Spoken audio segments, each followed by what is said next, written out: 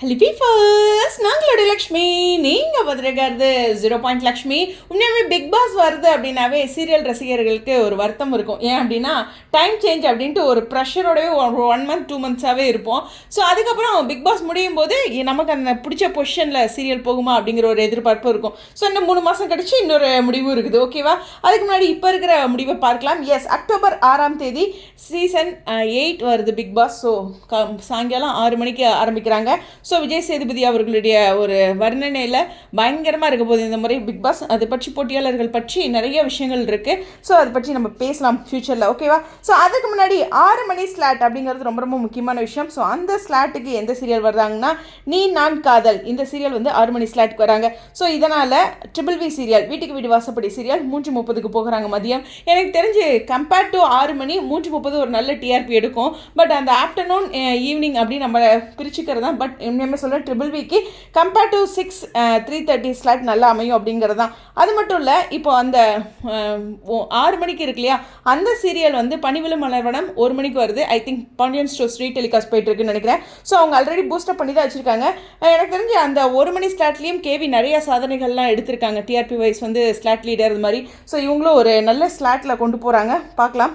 இப்போ பேசுகிற 3 சீரியலுடைய இந்த டைம் சேஞ்ச் வந்து அதிகமாக பேசப்பட்டு இருக்க விஷயம். ஏன்னா மகாநதி 7 மணிக்கு இப்போ ஒளிபரப்பு செஞ்சுட்ருக்க மகாநதி வந்து 6:30க்கு வரதுக்கு வாய்ப்புகள் இருக்குது அப்படிங்கிற ஒரு டாக்ஸில் இருக்குது. ஸோ அரை மணி நேரத்தில் என்னங்க டிஃப்ரென்ஸ் அப்படின்னா கண்டிப்பாக அதனுடைய பாயிண்ட்ஸ் வந்து கிட்டத்தட்ட 1 பாயிண்ட்ஸ் குறையிறதுக்கு சான்சஸ் இருக்குது. அந்த ஸ்லாட் லீடர் அதெல்லாம் வந்து நல்லா எடுத்துகிட்டு இருந்தாங்க மகாநதி, அதில் எந்த ஒரு இதுவும் இல்லை.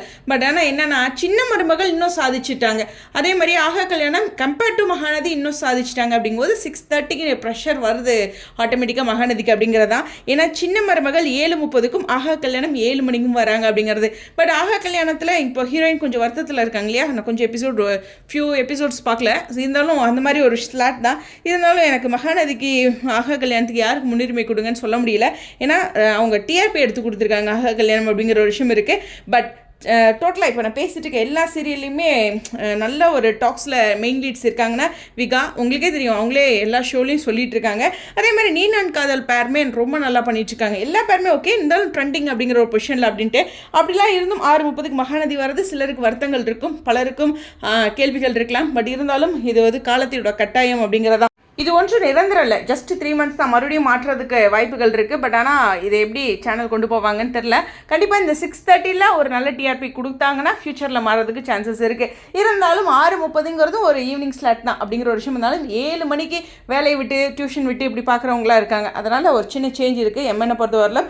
அதே மாதிரியே வந்து இது நல்ல பொசிஷன் அப்படிங்கிறது சின்ன மருமகளுக்கு 9:30 7:30 ரெண்டுமே ஈக்குவல் தான். அதனால் அவங்களுக்கு ஒன்றும் இல்லை. ஆகா கல்யாணத்துக்கு மட்டும் கொஞ்சம் சரிவு தான். அந்த 7 மணி அப்படிங்கிறது 7:30 கம்பேர் பண்ணும்போது அப்படிங்கிற ஒரு விஷயம். ஸோ ஓவராலாக பார்க்கும்போது யாருக்கோ ஒருத்தருக்கு வருத்தம் வந்தாலும் பிக் பாஸ் வந்தால் எல்லாமே இருக்க தான் செய்யும் அப்படிங்கிற ஒரு விஷயத்தை மட்டும் மையப்படுத்தி எனக்கு தெரிஞ்சு நல்ல பொசிஷன் கிடச்சிருக்கிறது ட்ரிபிள் விக்கு தான். ஏன்னா 3:30 நல்லா கிடைக்கும் ரேட்டிங்ஸ் அப்படிங்கிற ஒரு விஷயம் இருக்குது. NNK 6ல் டிஎஸ் மாதிரி ஒரு ராக்கிங் கொடுக்கறதுக்கு சான்சஸ் இருக்குது. ஸோ வருங்காலங்களை பார்க்கலாம். ஏன்னா நல்ல டிஆர்பி கொடுத்துருக்காங்க NNK. அதனால் நீ நான் கதல் ஒரு வாழ்த்துக்கள். ஆனால் எங்களுக்கு எதுவும் பிரச்சனை இல்லைங்க. நாங்கள் ஹாட் ஸ்டாரில் தான் பார்ப்போங்கிறவங்களுக்கு ஒன்றும் பிரச்சனையே கிடையாது. ஏன்னா சீரியல் 3 மாதம்லாம் நிறுத்தாமல் எல்லா சீரியலும் வர்றது சந்தோஷமான விஷயம் தான். ஸோ வெயிட் பண்ணி பார்ப்போம். இது வந்து அஃபிஷியலாக அன்அஃபிஷியலாக கிடச்சிருக்கு.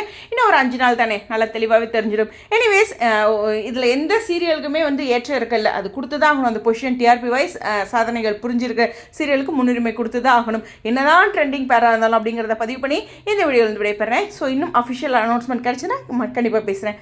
ஸ்டேடியம்.